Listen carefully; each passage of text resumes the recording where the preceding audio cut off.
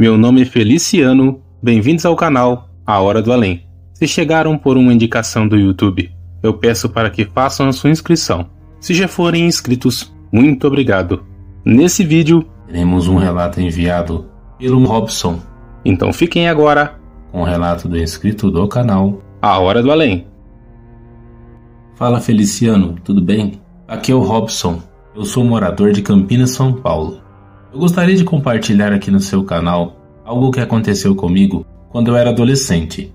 Hoje eu tenho 43 anos. Isso aconteceu quando eu tinha 16 anos.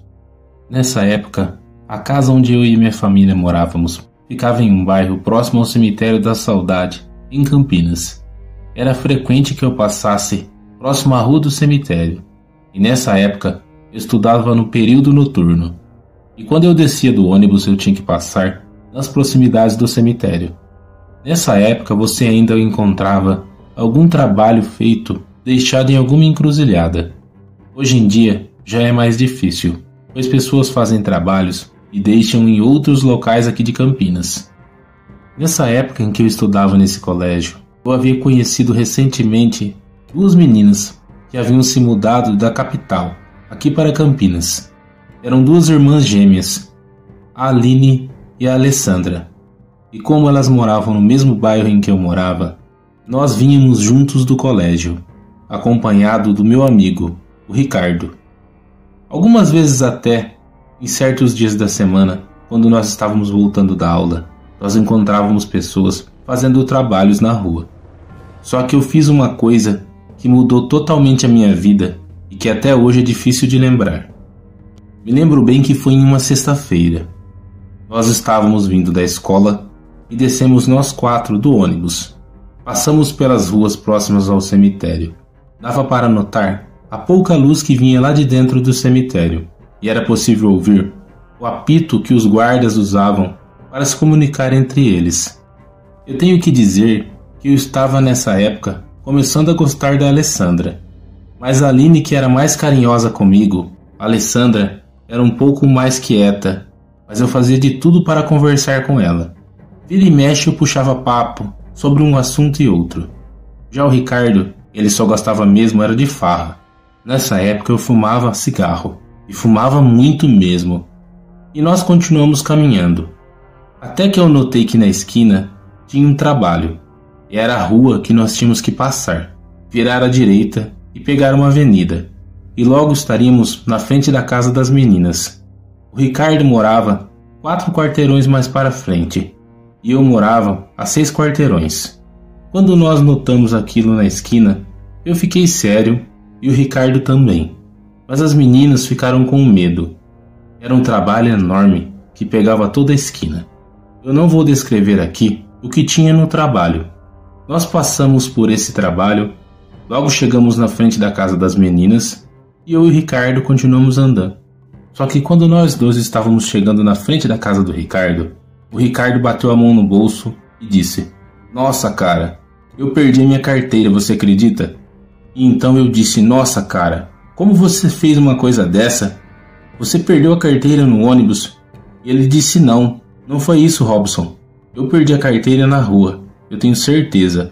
Pois quando nós descemos do ônibus, eu abri a carteira e dei uma olhada em um bilhete que eu havia recebido na escola de uma menina.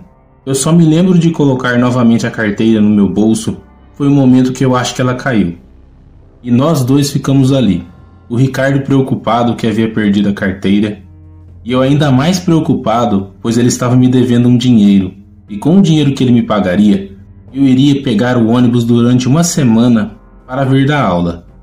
E o que nós fizemos? O Ricardo bateu no portão da casa dele chamando a sua mãe. E ele disse para a mãe dele que nós dois iríamos voltar para procurar a carteira. E fizemos o percurso voltando. E eu segui o caminho todo dizendo o quanto o Ricardo era irresponsável. E ele só me dizia que foi um erro, cara. Foi uma coisa que aconteceu. Só que eu não sei porquê. Eu não deveria ter falado. Eu disse: "Olha, Ricardo, eu acho que você está fingindo que perdeu a carteira para não me pagar, cara."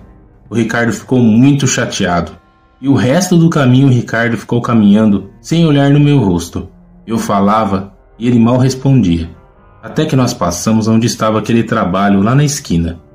Só que uma coisa chamou a minha atenção. Havia maços de cigarro. Era uma marca de cigarro que eu vivia com vontade de fumar, mas eu não tinha dinheiro. E continuamos. Quando nós chegamos próximo ao ponto de ônibus, lá estava a carteira do Ricardo caída no chão.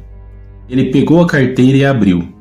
E lá estava tudo certinho. O dinheiro que ele deveria me pagar, os documentos, entre outras coisas. Aí o Ricardo ficou muito bravo comigo, falando: "Está aqui o seu dinheiro." Ele me deu o dinheiro e saiu correndo, me deixando sozinho para trás. Eu fiquei com uma raiva dentro do meu peito. Que cara irresponsável. O Ricardo correu tanto que eu já não conseguia mais ver ele quando eu olhava para frente pelas ruas. E logo eu cheguei próximo onde estava aquele trabalho. Só que quando eu passei próximo daquele trabalho, eu não sei o que deu em mim, que eu fiz uma coisa que me arrependo até hoje. Eu fui lá próximo e olhei e vi que não havia ninguém. Haviam velas acesas e uma pouca luz que iluminava aquela rua. Então eu cheguei bem próximo daquela encruzilhada, disfarcei como se estivesse amarrando os meus sapatos e peguei 2 maços de cigarro. Eu fiquei com vontade até de pegar um charuto, mas eu não peguei. Então eu saí caminhando rapidamente. Quando eu passei na frente da casa do Ricardo, ele já estava lá, pois a luz do quarto dele estava acesa. Então eu passei rápido na rua da casa dele até chegar na minha casa. Quando eu cheguei na minha casa, os meus pais ainda não haviam chegado, pois os dois trabalhavam em um restaurante. E eles chegavam por volta de umas 2 horas da manhã, e isso já se passava da meia-noite. Eu cheguei na sala, liguei a TV e comecei a assistir. Peguei um dos maços, abri, retirei um cigarro e comecei a fumar. Era um dos melhores cigarros que eu já havia fumado em toda a minha vida. Quando eu olhei no relógio, faltava 10 minutos para as 2 horas da manhã, então eu fui me deitar. Eu só me lembro de acordar e olhar no relógio. Já era 4h10 da manhã. Eu me levantei com vontade de ir ao banheiro. Eu tinha que sair do meu quarto, passar na frente do quarto dos meus pais. Eu notei pelo vão da porta que os meus pais estavam dormindo. Eu sou filho único, então não havia mais ninguém na casa.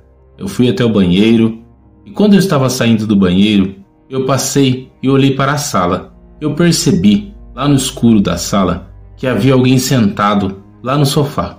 E eu pensei até que era o meu pai. E quando eu olhei novamente, eu vi que aquela pessoa estava fumando um cigarro.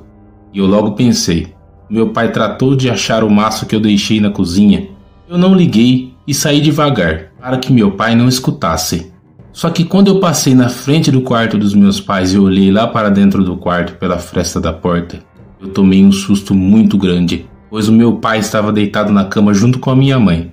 E quem era que estava fumando cigarro na sala? Eu conseguia ver a forma daquela pessoa, aquela silhueta no escuro. Eu só me lembro de abrir rapidamente a porta do quarto, acender a luz e bater e trancar. Eu gritei acordando os meus pais dizendo que tinha um ladrão dentro da casa. Meu pai acordou assustado sem entender nada. E eu contei que fui ao banheiro e quando eu voltei, havia alguém fumando cigarro lá na sala. Nessa época, meu pai tinha uma arma de fogo dentro de casa. Ele disse que era para eu ficar no quarto com a minha mãe. Nós tínhamos apenas um telefone residencial que ficava na sala. E ele disse que se escutasse algum tipo de barulho, era para que nós abríssemos a janela do quarto, pulássemos e saíssemos correndo pedindo socorro para os vizinhos. O meu pai saiu e encostou à porta do quarto. Foi um dos momentos que mais demoraram para passar na minha vida. Depois de uns 10 minutos, meu pai voltou. Ele disse que quando chegou na sala, não havia ninguém naquela sala. Ele acendeu todas as luzes da casa, olhou e viu que as portas não haviam sido arrombadas e nada que dissesse que alguém havia forçado a sua entrada dentro da nossa casa. Mas ele disse que sentiu realmente cheiro de cigarro. E o meu pai perguntou aonde eu havia arrumado aquele maço de cigarros. Eu tentei desconversar dizendo que eu havia ganhado aquele maço de cigarros de alguém. Mas o meu pai não acreditou na minha história e começou a fazer várias perguntas. Eu não tive como não dizer o que aconteceu. Eu contei tudo para eles, que nós vimos na escola, que depois eu discuti com o Ricardo, que o Ricardo perdeu sua carteira, que achamos a carteira e que eu peguei 2 maços de cigarro naquele trabalho. A minha mãe ficou furiosa comigo, dizendo que Eu não deveria desrespeitar aquele trabalho na encruzilhada.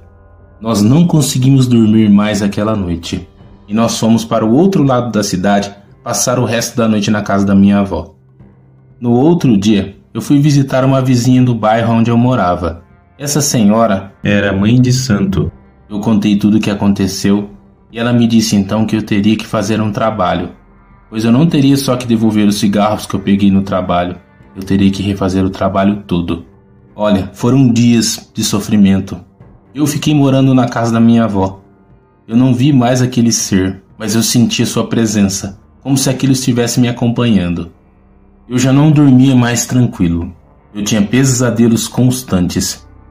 Eu sonhava com alguém conversando comigo, e depois quando eu acordava, parecia que essa pessoa continuava falando no meu ouvido. Eu via vultos, sombras, sentia sensações como se alguém estivesse me observando. Quando eu tomava banho e fechava os olhos, eu sentia que alguém estava dentro do banheiro. E essas coisas só iam aumentando. O trabalho foi feito, em cerca de um mês, tudo foi realizado. Da última vez que eu fui conversar com essa vizinha, eu não vou falar o nome dela aqui, eu vou assim preservar a sua família, pois uma das sobrinhas dessa senhora hoje é a minha esposa. E essa senhora me disse que o trabalho havia dado certo, mas que apesar disso, eu teria uma sequela para o resto da minha vida.